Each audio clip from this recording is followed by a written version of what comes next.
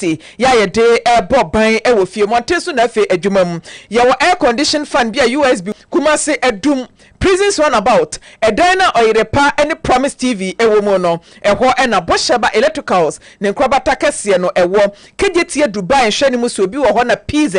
antiata akofo dan na mu wania epe bosheba ne mapapa bi enframe 03220 30838 and 0536 095966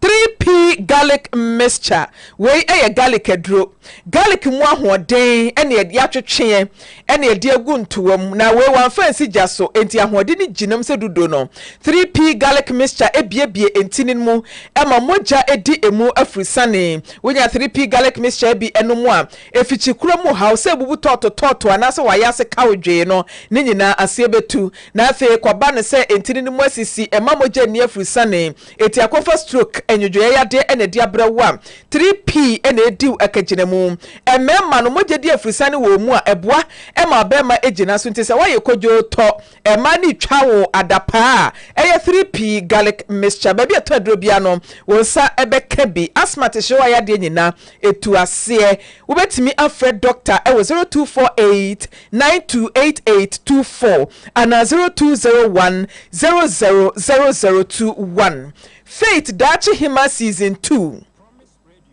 Season 2 we de ampaya eja emofra no guso a wo mo asi akan no 2% o contestant no wakam no de enkunima bote no ebefia dial star 920 star 55 hash na o de contestant code no atwa so ana download the vote easy app e wo Play Store ana se App Store na wo mo enkonko to aba no Faith homeopathic clinic no nketo stroke ana sa wo ho nsem fibroid diabetes ana se mema ne ma empamu agudie ne nkoyie sexual weakness ni wani hawa eye Faith nro nketoa homeopathic clinic kwan en wo fa so ede asaw yade wo afidia kentina wan egu ho no mo a wo bedi kan ede adokru ni pedua na yiyade na pie ansa na watwe moja ede amawaduro Faith ewa henema akokoben 18 mo friend 0246 728675 na osayade no ana se empaibo de so ewo ho no mo a prophetess Elizabeth Boatema wode empaibo title na bibia koso kama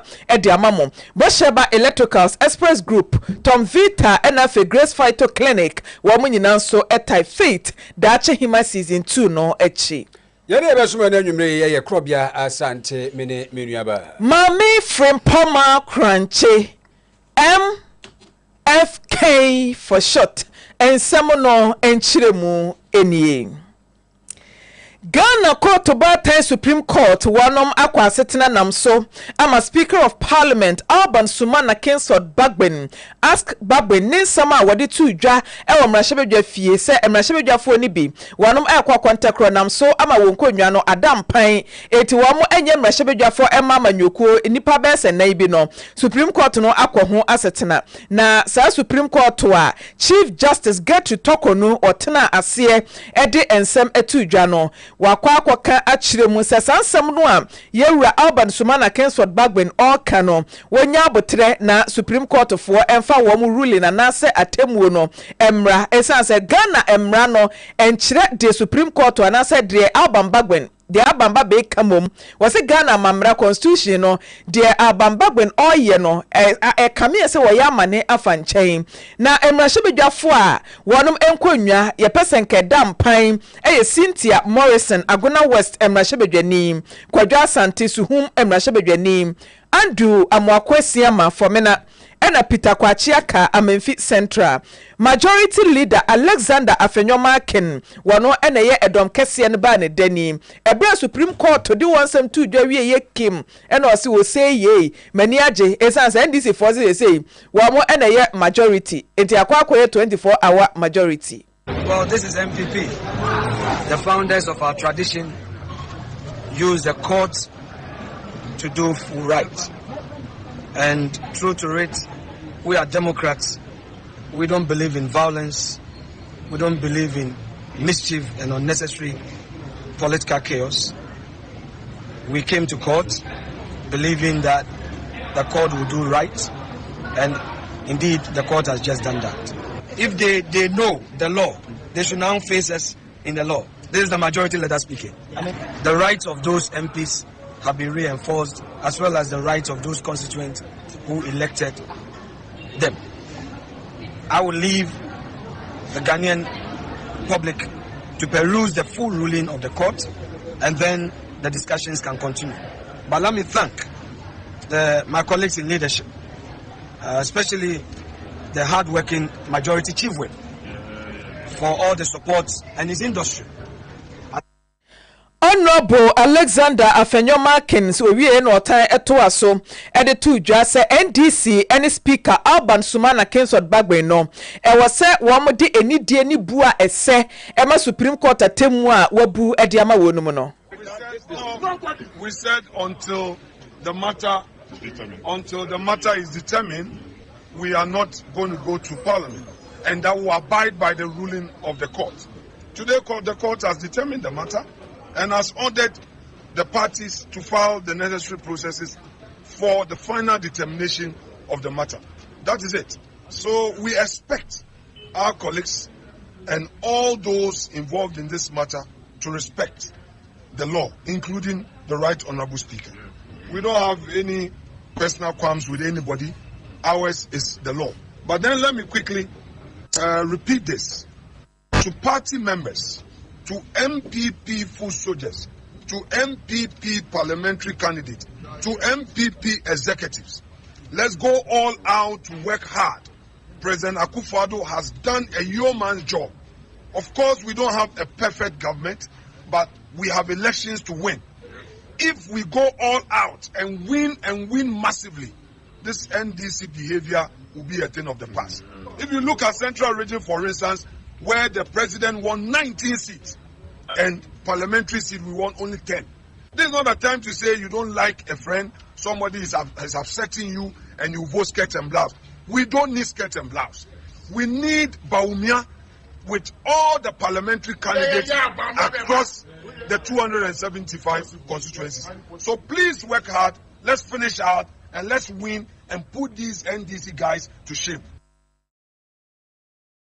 Pania wotini nkan Alexander Afenyomakins so no ena ye edom kese no ba no dani na sansem nyina no wode tudwa ebra Supreme Court no ekokobua ese emrahebedwafo nan no yentimi enkase wo monkonwa no adampan na de krokramu ena emrahebedwani a wo adanse asokwa KT Hammond wo kire mu se MPP amanyokuro no eba ne mra wo munimo mra omo temra se wo mo wi mra edi mra etu obie ne won mo betimi de emra arewo mu whatever. But when there is an issue about the executive, it ends up here. When there is an issue with the legislature, it ends up here. This is it. This is why I told you yesterday, Mr. Justice Kolonji, the rules of the ambassadors. Ambassadors are here. There we go. Peace and harmony.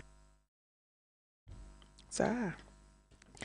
Penny outini kai eyo onwanyafo KT Hammond wano ene emrahebedwani a wogina ema dehye wo adanse asokwa na yefi ani kyeremu wɔ Agora West ene ne mpatemu Maame Cynthia Morrison onumom ene ono so ka ho ne akɔ kwantenkura no ho se kagya wo bakɔ kwantenkura no wafiri MPP abayuku no emu ti ono so na konwa ne kura no na nka eda mpan saa wo ka samra shibidwafo nan no a eso makonwa ena mpan no ene sisi Supreme Court wa nsa da bi namra kwa so no ono no de ne kura de okopie mu wɔ Agora West wono mu a omafo mo bufu no enye ne so obekɔ kwantenkura wakɔ primary si wawe a omso akobia wei obi mra medi bia eno so aya asem foforo a eje so omso omoti ase a enye ye de biara da se maame no ede MPP amayikuo edin ebeye campaign na se wobeka se MPP amayikuo no ayewei nti omafo nhwe ho enye campaign ma no ewa abra wo so afre MPP amayikuo nim na wo kɔ kwantenkura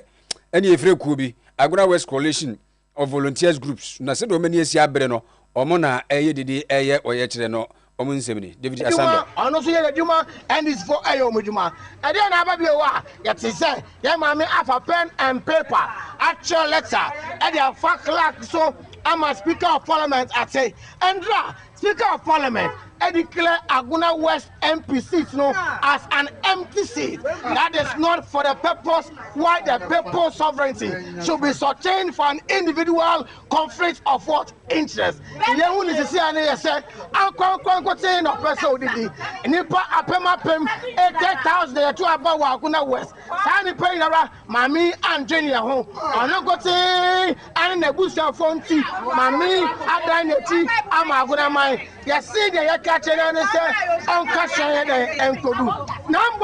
Nambom, Yam Pasay, better say. Or no, and now, why you said do crying, or no, and we see Agua schools in Ara, or no, and a year in Yakom, I assorted, or no, ordinary a year, or no, and I said, draw, or to become assorted, ordinary a year. Sa and Jumaya, or no more, or one on somebody in Ara, and another damn quick father, and about Alhaji, Hamadu Baumia, almost Jumano, and so no, I'm fine to go to Comusta, our taxes are at work because of His Excellency the President and the Vice President. As a member of Parliament, she has no locus. She's even not a member of Parliament. She is now the former member of Parliament. And as such, we shall treat her as a Yeseno Yempese. Auntie, David Asando, and I'm watching Rencano. A quote from our Groundress Coalition of Volunteer Groups. No. Na ni nyina mu ekoma no so bi e kasa no se what maami we pa eni oni o mamma no ayi pa warning so anhweye no kogina ba bi kasa MPP ade we ya wo maye wo mo na ye nti wo mo hwe wo fa to abama no squantin kura enye yi da biara da mom no ya ba che ni se politics no bibia tum ye dai e wo fi yes enti so ase onye abraman MPD a o mama o hu se onu aka se we ni wa fi se Onya Brahman MP. Onya Brahman MP. No kwadi baby ordinary MP no.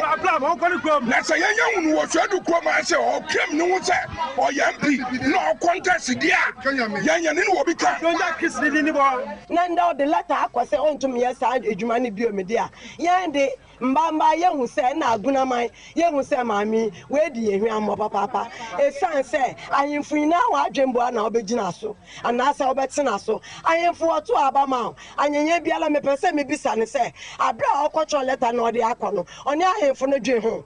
oni nana yakwa ekukwa dwe ho ye papa wa bua aguna youth ankasa ende dadue ya ye ende da yaudei Ocha machines 50. Why you be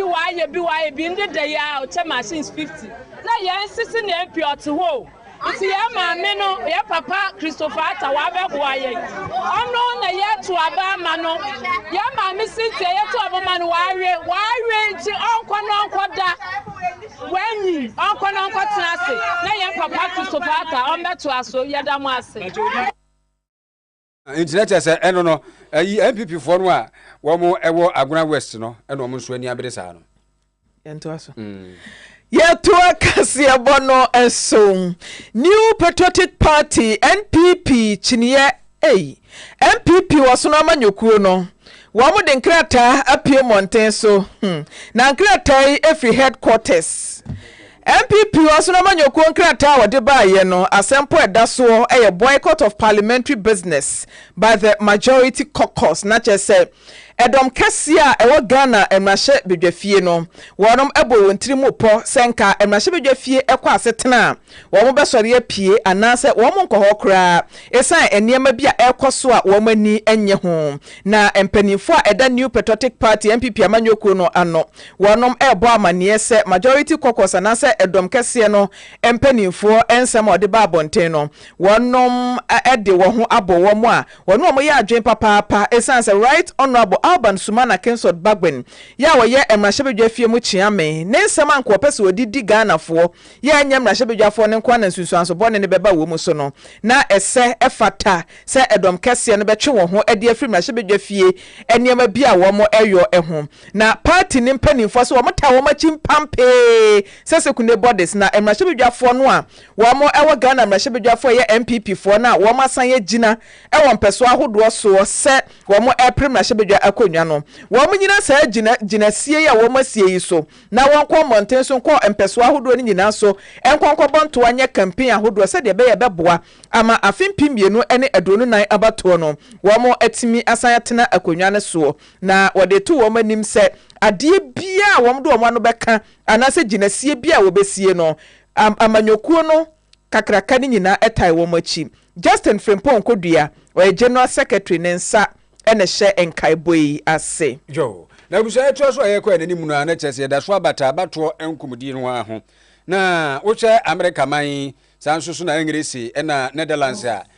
wonu ma na emusifo ya wotuo aba bepie o mamu o ye adwuma sa ambassadors no omodo ma no atumbi se ba no asodwe ebua ya ye ntiase a wo se wode won sa hye ase peace pact no wo se mamu mpanimfo ya wo mu gina na wo mapre mampani dibre no obiade ne nsa ehya ase na boa ema obi ahunu se asomdwe na ye hwehwe ewo mayi mu na bra mo kohyiaye ewo Kodeo election day observation and post election program na tese Kodeo for de edu abato so se ya no omi omutiri wo mo yinkura bata wodo a nukure ni eba abato de a wo mo hwe na wo bodawuro fa asomdwe ni ade no ho no ena his excellency Jeron Verheul ya wono ofiri Netherlands a wono ye na musini bepiem Ghana ha etese amayuko mpadifo no hwe sabe obi ka se de aduane ewura no pipiripie mu a na wonye wabro esanse nukure ni manso enye tokwa enye kaba minka bi ene ahwe nti Ghana mpanimfo no a mo pedi bire no onti ase na wontu saa na mo no. And one of those things is the peace pact, which unfortunately this time round has not been signed by all parties. And I want to repeat your call to all parties to sign that peace pact rather today than tomorrow. And the second is the recourse to procedures that are provided for under Canadian law in case there are disputes, because disputes need to be settled in a peaceful manner and in an orderly manner, and there are procedures for that within the Ghana laws and constitution, and we would call on all parties to take recourse to those procedures and not to let the street rule.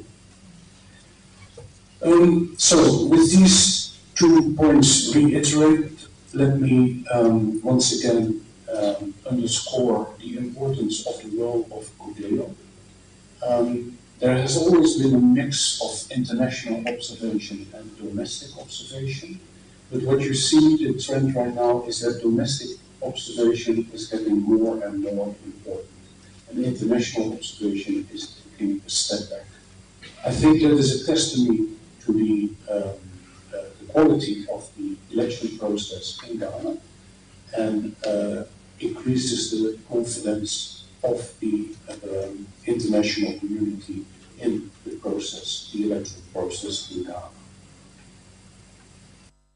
No. His Excellency Jeron Verheul ena Martin Wenkan wonumum ena Netherlands ambassador ya wo mayimu afei UK High Commissioner no ono so de nan no atumu bi His Excellency Harriet Thompson en wo bo abato panifo abaso pa na wo hwe Ghana ha pempi ya ba ya ne yeto no emu da wo fa wo hyeda ntwika bia saa na nka Ghana fo besere se abakosem nsansini hu so bie mafi na emua me asomdwa ye wo no intumi entra ho. For the credibility of the wider electoral process, so I highly commend all of you who are here, who are about to start this training of so many observers. It's really important work that you're doing, and we applaud you. December the 7th is an opportunity for Ghanaians to celebrate the hard-won freedoms, and that celebration, that commitment needs to be renewed each generation through each election.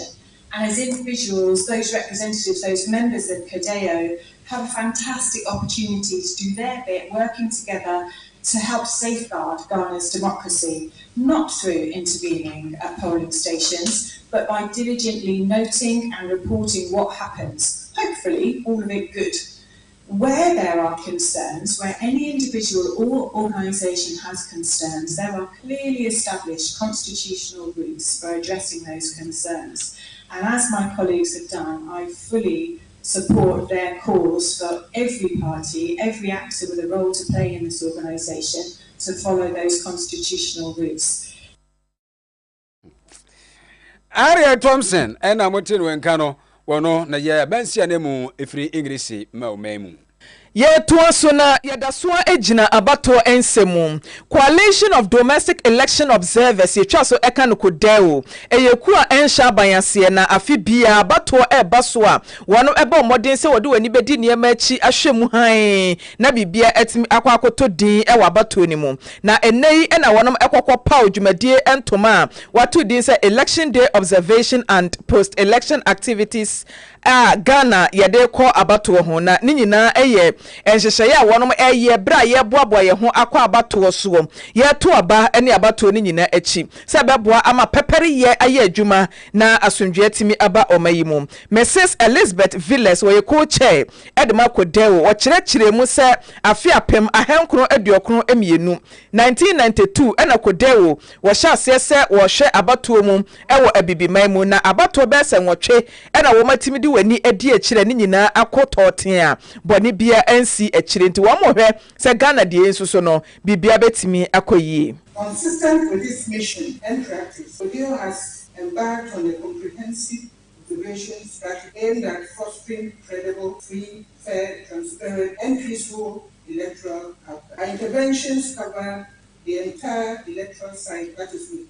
activities targeting electoral reforms, the pre-election, election day activities, and post-election phases of the 2024 election. Since 1992, Odeo has held 8 successive elections, which have been largely peaceful and credible, a feast still uncommon in many countries in the West African region.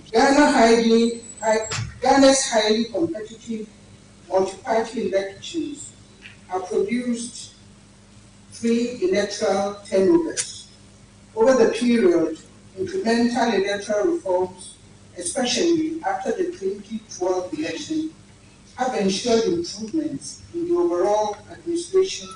of the electoral process. And that is particularly during the voting process on polling day for both the 2016 and 2020 elections. However, challenges still remain and threaten credible and peaceful elections in 2024. In the 2016 and 2020 elections, the hard work of EC was undone by some challenges, including the chaotic results collation,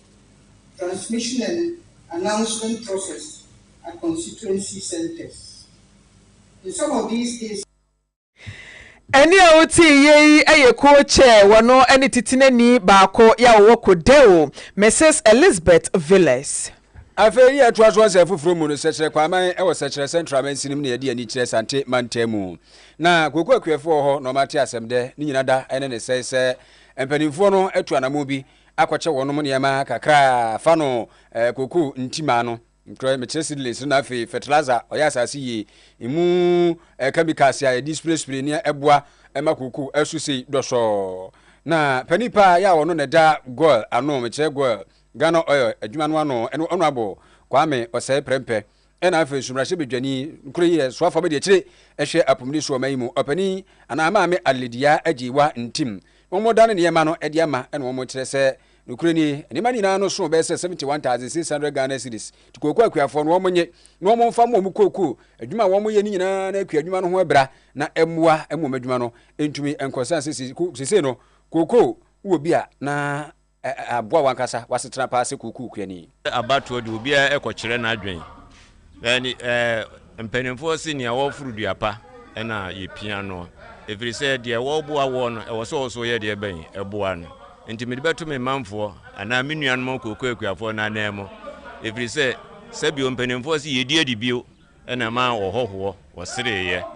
enti we ya banes ye boa abai no agidi ye se ye be se nya enema foforo asan aba ya hiem ebeboa ye adwumadi abai a wo ba sa koko breya woda so tisui de midika kan se yanto asokra antoma ne bebre esanse me amigina hoyi wo ma bebre me na mo bebre ensusu esanse itimi ye koko no na nuro ne ntwamu ahodo a wode boa ye nti ene fertilizer wode boa ye nti metima hwe na sefo nyina school bidaso a me to aso ntimi bampa se on samwa no won to aso na won mwa kokofo no na yenku ye ni na da kyen so obi nso kasa se then when you're free abai mu a me so metimi aka bi eje wa meto so anka ma sorry wa ya die papa wo person na mehu sa de weye nyame nhira ba bia wiska no free bia nyame wo nhira wo mo bebre na dwumadie no so ampi na wo pre no me o ba wa me ye campaign bebre de ma so be ya wo be sa to so no wa sa boy fidie no sisi ya mno kasai o sai encheye koko officer wo afikiase onso o mo yenhye o mo de fertilizer esa braye me de agu koko no ase se de be ya awia bre no ko no betimi atwa so aso enti kokoko afọ no mudi kan ekasa ye na no nyina mu no MPP communication officer ya wo suja kwa man be poso abato be so ne wo pani ebe anoche ena wo gira na mu eda ne niam no edi ama kokoko afọ no we say what wonim so be yadwuma pa officer de officer enti na chese yeah ene mani aye dasoro nko amani agipa yi se ene meni kokoko akuafo atimi aba be hia se migina hama your former member of parliament honorable Kwame Oseprempe and a current MP our tia konyosu dodo na afa ni oba ya jiwa omse oba na ene wo hwa de fefe ya mfidie ya de ama kokoko akuafo ya mani age fi se nche bia na akuafo no ma MP asote se omu hia mfidie a omu de begu omu mfo so ampani MP amana ani enahini bia ono onabo Oseprempe atom fidie a ehon ka no eboro titiska no 700 million eti se adifefe yo mo ayi ne se akuafo na hweso yi ama ade na ntimi ama koko no anti so ama mfa so a ebe me yayi pa fi se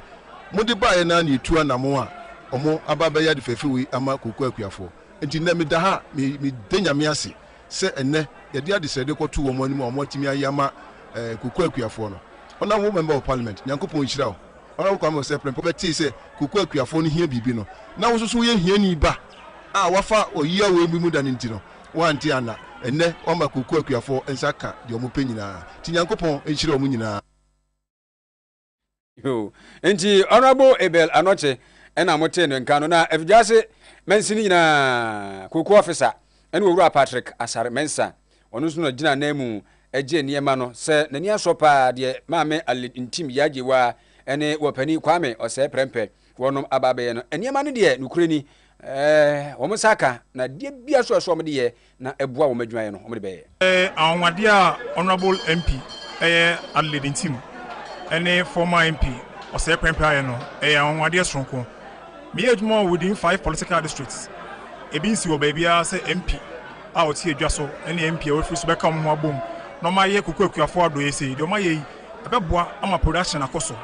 because many nyina no aban boa de noba but challenge I face as district officers no na yemfidie ntimfidie abai am say ma koko akuani no wahenha no because obefa ska akohan machine no ebeboa no because machine wonum dia ontua by day ka say osan akohan machine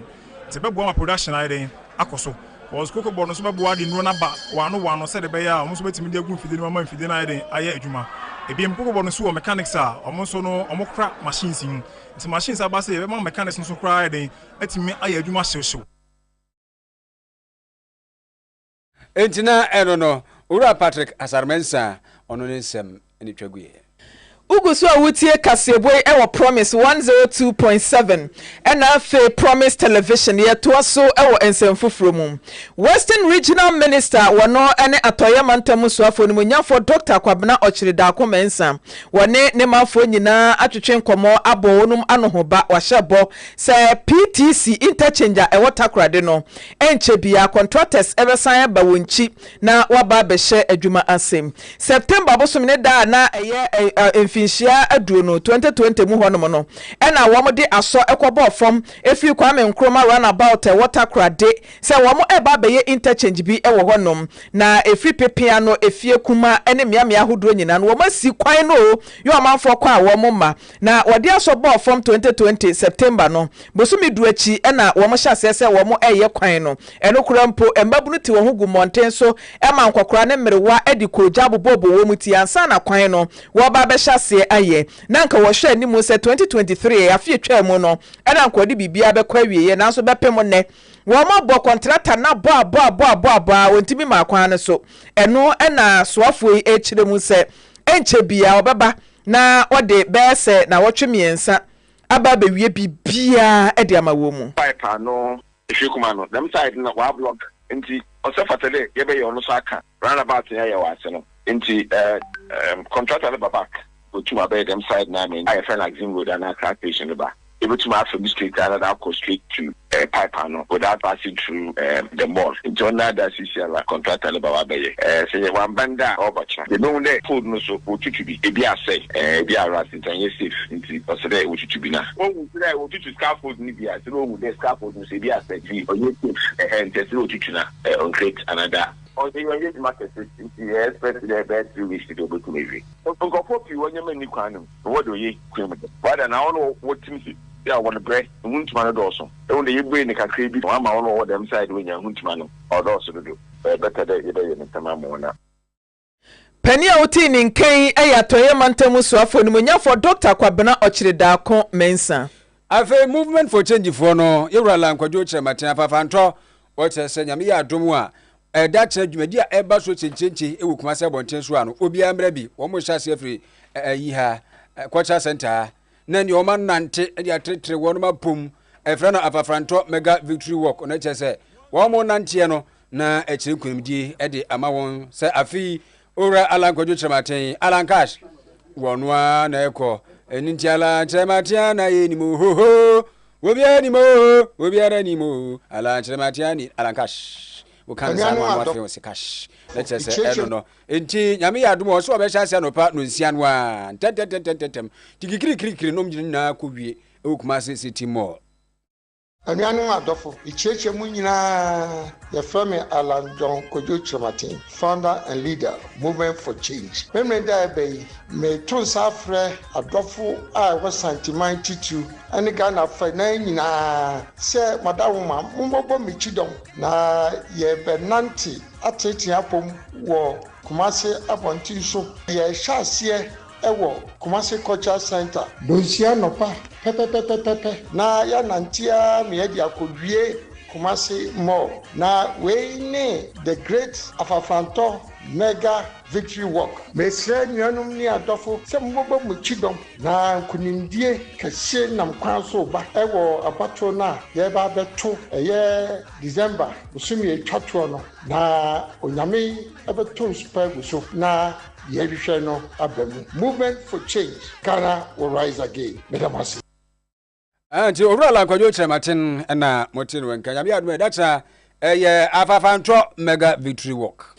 Edom kuma ba no dani ewo Ghana mrahebedwa fie wano anso ene mrahebedwa ne awogina ema dishe wo adwumako enyan esiam constituency ewo mfifi mantem wonu monyafo Dr. Kessel Atoforsen wasi Ghana ni bie ne wonu ma wodwe Ghana dache ho a wobekwa akoto aba ede ama MPP amanyokuo no wasi MPP betena akonwa so wo mabobosia bo eti ama Ghana dache kurampo no ehihim amanyokuo bi oba besom no kase o ma wenam na ama na kase ne kurampo na kwa ya adie tuntum ya na ehye KaseƐ mu krampo na bini mu abetimi afefie KaseƐ mu srade nyina MPP fo atwetwe nti se mo pe dache papa bi ewo man mu dia NDC fo na betimi abesesa san KaseƐ ni nyina na wo masama ennam afifiri ho wode sansemi tudwa ewo Okaikwe North ebra na wone party na chitafo etwetwe nkomo ewo enkran pumpuni mantamu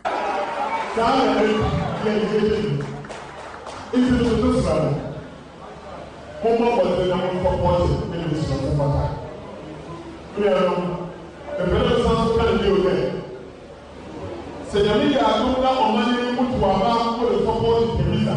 não vai para lá o compromisso. Mas ele me perdeu a fazer. Desde a MPP passe eu quando a você ganha na for a favor sabe na hora a sua parte a MPP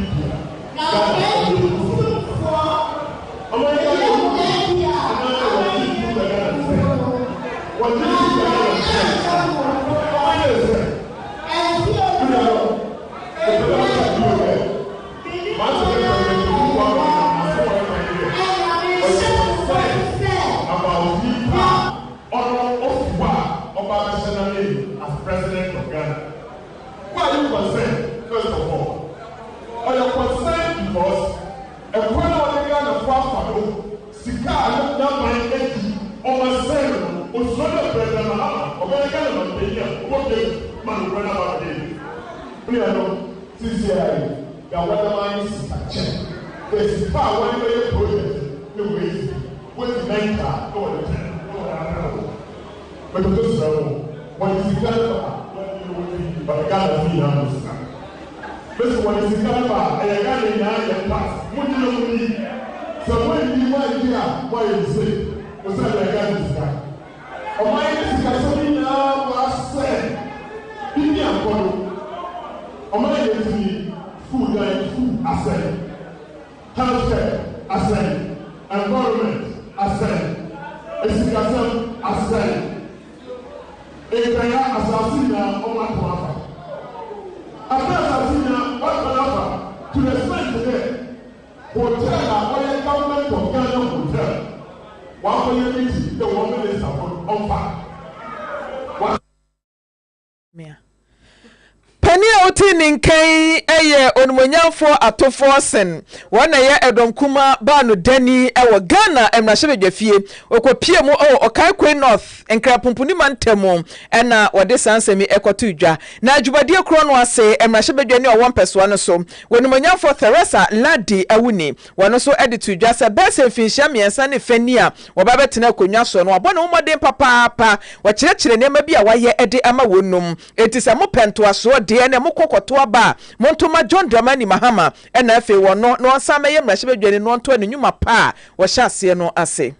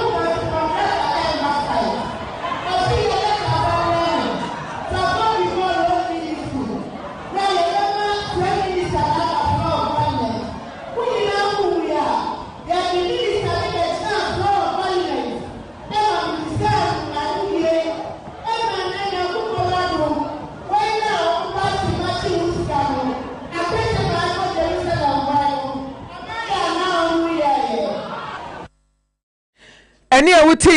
ye mrahebedwani member of parliament Edema Okaikwe North constituency wonumonyamfo Theresa Ladi awuni yo na ye to aso ansafo from no promise 102.7 FM ena promise TV and one of them wono na ansafo from na chese Dr. Penny ya woda St. Gregory Hospital no ebudumburam ene Matthias ayegre anaba no odi atudwa se ena no da eye topa ye ya ye di kokohye sase no asiese pai mu babi ebudumburam emfifi mantemu chese kaswa wiri bakwante poso contractor wo ye kwan no na ka obi ema no chi se buwam kumnipa na afoforo be se aduanan so prepra ye na wo mdi bi kogugu hospital ni ade no on chese won ye de wo ba ho no de nukure ni sese nyankro padum St. Gregory Hospital ipa be se aduasanan won mo ho ye ya ye yi wo mo ekofi omo di bi nso so eto aso ekom ye ahodo a ene omo nso so ye de wo ekokogu ho so omo nye ayarehwe ani nyina mu no ene omo ka edi akire woni a womo efiri sa St. Gregory ho no se emra kakra bi e ho ye no documentation purpose bi a no ebeboa ba ne nkrata asem ya de omo mehe no omo fo mo san hyehyɛ hyase se be ya da achi bi no bibi ni kura no obitumi enyamu emfaso ana se bi a empata bi a omo nsa ebetumi aka na ni chechiri mu a Dr. Matthias ayigre na ba edemaini the number increased from 42 to 47. The best remain 3, and those who referred, there are 4, as we reported yesterday. And we followed up, and the one who was in a very critical situation, and Asante is also responding to treatment. So currently, they are only with 13 who are undergoing treatment, and they are responding very well, including a 7 months baby. So far, situations are calm this morning, and we are hoping, everything will get over. And the police have asked that every blessed victim to come and take the police form and fill for documentation. So as it stands now, that is the situation. Dr. Matthias, I agree, Anaba. Ye to so ewa enwumasua ensemu vice presidential candidate when yetua pemu edema NPP amanyoko no tu franka abedi akire Dr. Matthew Opoku Prempeh waka asisu dua se oman bi opesa ne fapem egina yie na oman ne tumpon ekọ nanimo no age se oma enwumasua ho ehia no wo kire mu a wo se emofra dodo na efi efie bia na se wo mopese okọ ekọ wanim ewa brabo mu enwumasua ena otimi ede ekọ saa ekọ no wode sansemi etudwa ebra wode nanu disem ekotudwa wo simpie so ewo United States of America ene ya ena sansem ne todwa University of Memphis eho na wode sa nanu disem kotudwa wo kire se omai bia so ampunto da na komapono so no wo manani ku enwumasua ho. I'm delighted to address you generally on the gains we've made in the education sector with emphasis on implementing national policy for education and access and equity. This speaks to my heart in a very personal way. I believe ardently that I'm sure most of you do, that education is the key foundation of a progressive, productive country and it's essential for economic development, socio-economic development. Personally, growing up in the inner city where Asante lives, I saw many children from modest homes who were able to realize their educational aspirations, achieving transformational outcomes only through education. Indeed, global studies have shown that there are significant returns made for every year of education that investment is made into whether the products of such education are ultimately employed in the public or private sector. It is said that the shortest route between prosperity and poverty is the educational ladder. A nation that does not prioritize education and plan for its certain outcomes definitely planning to fail. Particularly for us in developing countries, education serves as a powerful tool for social upward mobility, enabling individuals to leap from deprivation to prosperity. As they say, it is brains, not natural resources, that build a nation. Many countries with limited or no natural resources but strong investments in education have seen remarkable development by creating opportunities for everyone. Na Dr. Matthew Opoku Prempeh eto aso ekirekire niema huduo bia kane mampani John Ajekunkofuo ene ne MPP aban ena afe ene mampani a wote so na nado danko akufo ado wonom ede agu akwan mu ne hyehye pa aboa ma ne Ghana ni bia etiminya enwumasua mapa wo sesebe no wone a eni bie a wo hia bubura dokuru wo mu kurampo no hyehye pa MPP amanyokuo betena kwanwa so a wo yentie no wo bia nya kwanya eje enwumasua. And he came to meet a situation where kids were not going to school. When they went, they were not staying. He introduced early grade education in school into our formal education from years 4 and 5. He introduced what he called capitation grant to take care of basic needs of every school, that includes early grade. And he introduced school feeding into our early basic education to ensure that whether from a poor background or from a rich background, at least the child will have one nutritious meal a day. No wonder 3 years into the program, we had achieved gender parity and almost 100% enrollment in school. The third administration that came, that was there for 8 years, reneged on their commitment to basic education. And by 2015, when Ghanaians or Ghanaian pupils are assessed by early grade reading and writing, which is EGMA and EGRA, we are falling on the quality level that only 2% of our primary 2 pupils could read and write. It was bad. For those who had the privilege of going to secondary school, for every 100 that entered, 22 never finished. They just had to drop out because of the numerous 40 different items that we had to pay for. Dr. Matthew Opoku Prempeh waye frankatufo abedi akire edema NPP amanyokuo no. Afei ayi ukwapoye mantemu a Dr. Foster Amponsa menu ene ye clinical director o senior surgeon chese woni oya pressure no ono na ye panipa eho ade ba ko so abrebre ne ase ne wehunu eye nufuom kokora breast cancer wo kire se ha wo manfo pa patemo na omuhia afidie ya wo duru se bia pressure no mo ya wo mo de ebeye eno no wokoto asre se ni manimu ya panifo emekwa wo moa eno no de to nchen ekirim se ebasa breast cancer awareness ya nkofo chese ye bod dawuro di akire se obi ama nani nko se be ne nufu se nka ma afie wa hen na nkwa ato no bo ase Krobea hwema me miama me hwe se bi aba bi adamu a wose ho miwi a mehwe njina chese wo hu na nka ma hwe miamia no fo na nka ma hu se bi a aba bi badwa bi aba abedam dem sara me kwa am se katra konta se bi a se na tie so hunu na nka na noa no eno no wo chese manfo mo mani kwa sa de no ho pa na aboa content minye nti na chese Dr. Foster mankwa manu nchechire mu ode man wo se hia pa inti nwe ya ne se wo mu a ekum omu no dodo na ye nkwara omunyi ye bebre 30 years 40 years na ekum omu as against outside a obekọ na ekum merewa no ahanum se di omu a ekum omu no dodo na esusua ne ye betumi aye ede aboa saa kun a ye kun ne se niema ye de hwehwem se obi enya no fo mu kokora mana se we yemfa nse mammogram ye bebo ye ho modern se ayaresa bia bia betumi enya bi eye chemotherapy nura ye de ma ni radiotherapy at least a regime bia timenya bia epepoa ena se ye fa se breast screening ya ye friend breast screening se wo kwa akohwe wo no fo ma hwe se nsakira ye bia bemu a yetumi ye ni free a enka amanfo bebo Dr. Foster amankwa menu ena mutene nka na epoye mantemu pani eda Kuku Health Extension Division wano ene Abdul Majid Mumuni ene wo kire se breast cancer kra no so bi nya bia ya na ase ukoya operation ni bo den ohu nti odi obekoto asre pa bekoto asre se nka yade bia tetete sa no aye huhu no ene mom bo mra fom na kwabra ni nya bia otimi atu ana montentem akwa hospital empokro hu popo ya wana mutuori ba ntem a betumi asa no yade ntem because o hwe adanse a ne ayare ni bia nya na odi ye fa se wo hospital e ka wo bona enu ntina yes sa ayare we no enye nipa baako yare na em se odi tuga yenso ye bema cocoboard mpanyimfo nso ate se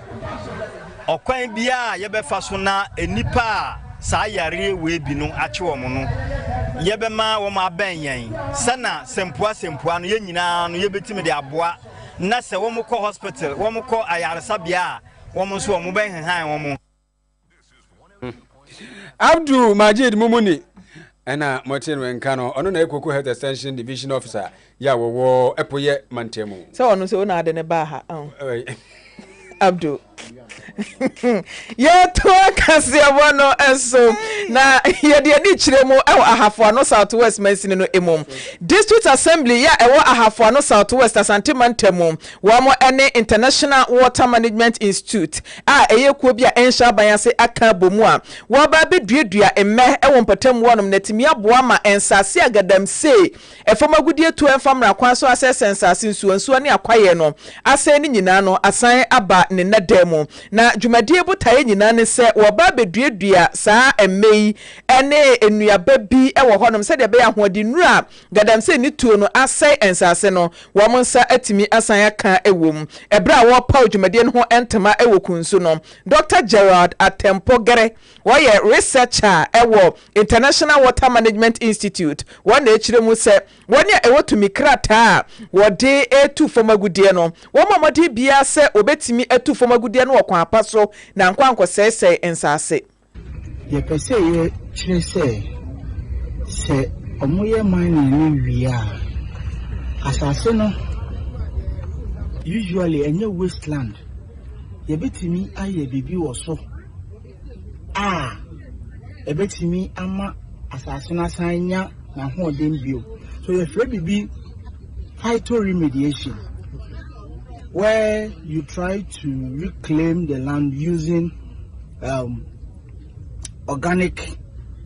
and organic manure trees that absorb the heavy metals, and a host of activities to make sure that asasino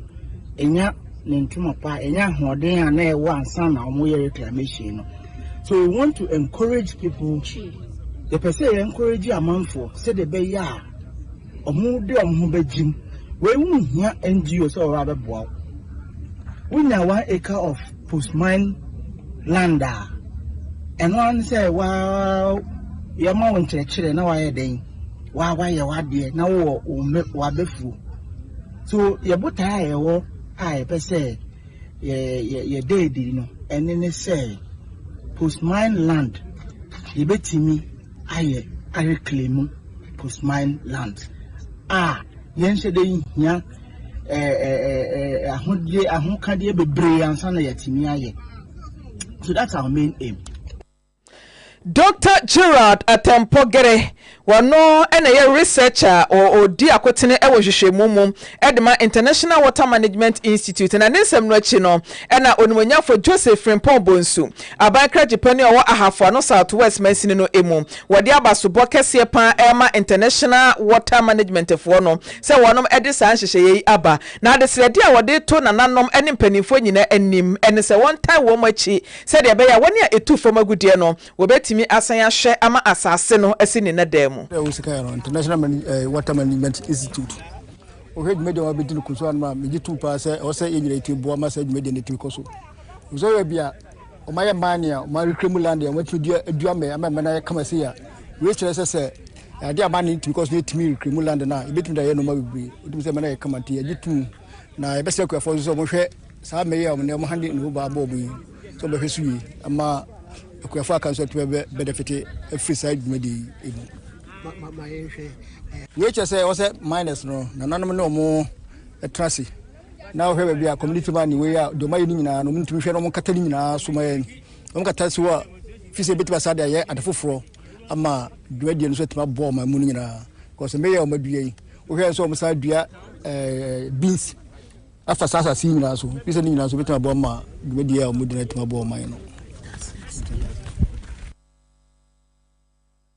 Eni awuti ye eye onmonyafo Joseph Frimpong wa ya baikra chipeni ewo ahafo no Southwest Mansini no emu na ne krokromo ana engineer Alexander Kello ahafo no Southwest District Work Engineer wodi bi epi so omaso yasene na so mo boya mesra aban se aban so enye mo no ntimi so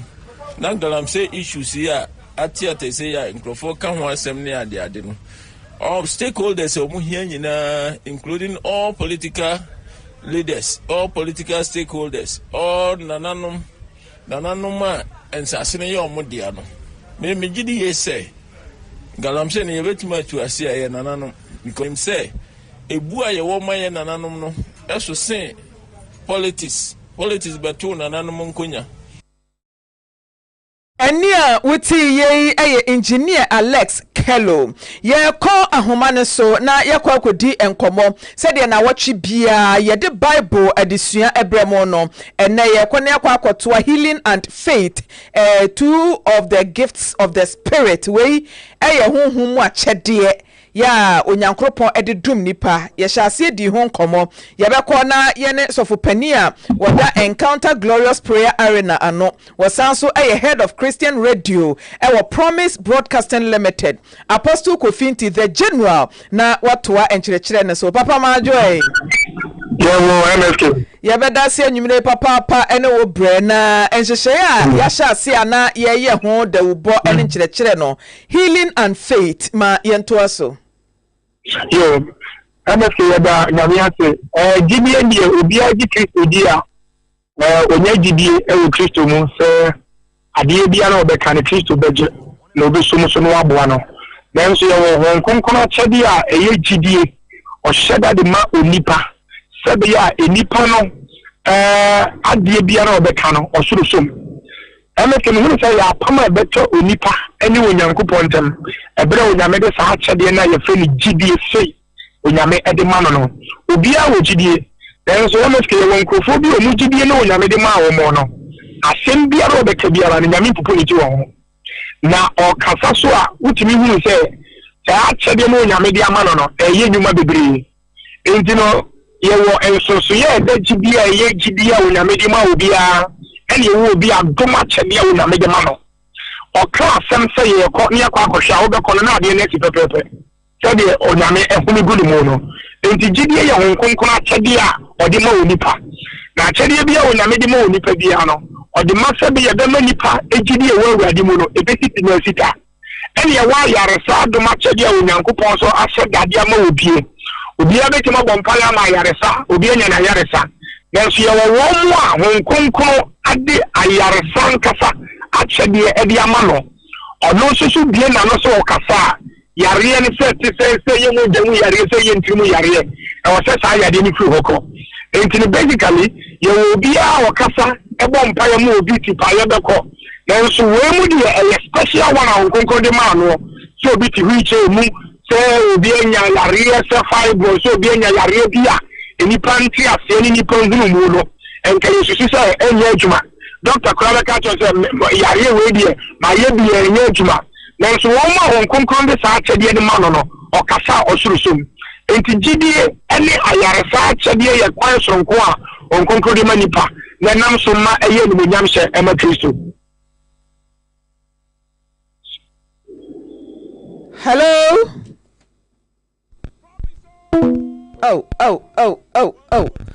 Ahomana tiatom kafra. Yɛhwɛ yɛbɔ mɔdi bia sɛ yɛbɛtumi asan ɛne the general Apostle Kofinti edi enkomo na yatoa enkomo twetwe no eso.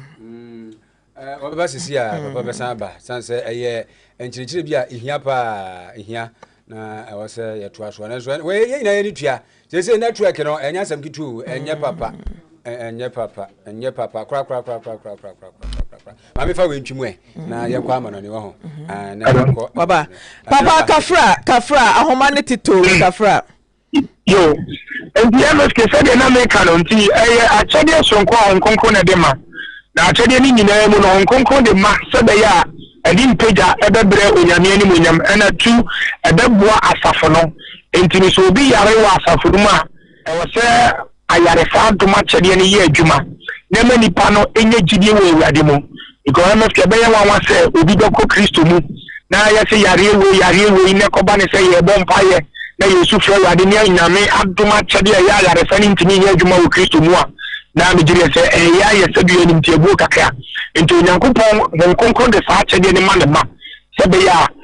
ɛde gyidie ɛbɛba na gyidie no soso yɛ kwan sonko a onipa a okuta gyidie adom akyɛdeɛ no ɔkasa a ɔsorosom na onyame so sane ntɛm so ɛba bɛboa sɛ nipa korɔ jo papa yɛbɛda se papa na me nhyɛ MSK Apostle Kofinti wano ena eda Christian Radio no ewo Promise Broadcasting Limited wasanso yasofopani a wada Encounter Glorious Prayer Arena ano yebegyina no so ne atwe ho sima agenkrato ye ba yebekɔ amanone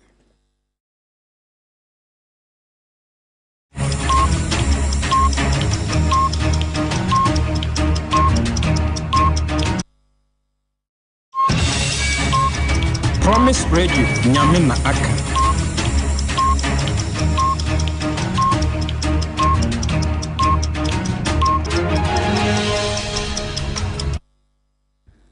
Enkofo ma so afia ne nkyire mu ɛwɔ Somalia na maneba abeka yen safri Somalia ene se tupa yi bi akasa ma mekasa yi enipa bɛ sɛ nso ato anano mo nsia do abofro nsia ɛna prepra ano ɔden pa na de akwafa we nyina nso so de aba ene se mugadi shukropon mu no aposifo bom pempe asojafo bom pempe hunya ne se dimayawo nti oni akura ato anano nsia do no aposifo ne asojafo nyina ɛka ho ansa na ato eduru timamfo no ɛso oni prepra ano ɔden no ye do makwa akogu ayasabia ya sabira dokotafo gyina so ntenten na esu se akida atutrafo na ye de ɛbɛhye wo mo se we no omo ne ashababfo ɛka bo mu na afei wo mo etu sa na mo no a omagye nipa nkwa e de firi won semo Ye to so na Israel ene Hamas enya asem ketoa. Senior Hamas official we pani bakwa odi akotene e wa Hamas honom empanifo abo amane se wone ne pani Yaya Sinwo wonom afrimu watina nanom e wonse do e wo bra Israel fo nom wo musai ekon e wo Gaza empepre no eso na pani na okọ akokon e de age Palestine fo e na odi ekohia ne kofri kwamu ewuo sabre kro na nso so Abdul Ruman wono so enya infinhia edu na eye Shaban Al Dalu ni nua wono so prepre mu odin a wono so ede ati nananom e wonse do ebra Israel fo ensusai kon e wo mu so a ene e wo bie tuo edugo mu so e wo Gaza empepre no so honom sabri wo kabom a wo papa ahwere ne mamienu e wo sa ekun ya e koso a akwakoye se sumina suja eduma na asan sore nyasem ketoa no odin papa yan fancy na yan sore yan kwagusua ha promise 102.7 FM nyumre de korea de say mu ma yan esibu ama obapa prisi sanso na nanapokua na Jimmy Cliff omina boy na chi edom aboafo pinso eka ho control room fo nyina yedam ase asofo e Krobea Asante menu aba Maame Frimpomaa Korankye MFK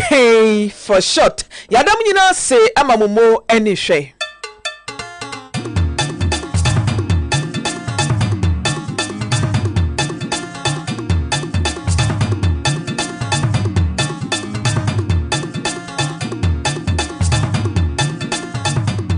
Promise News.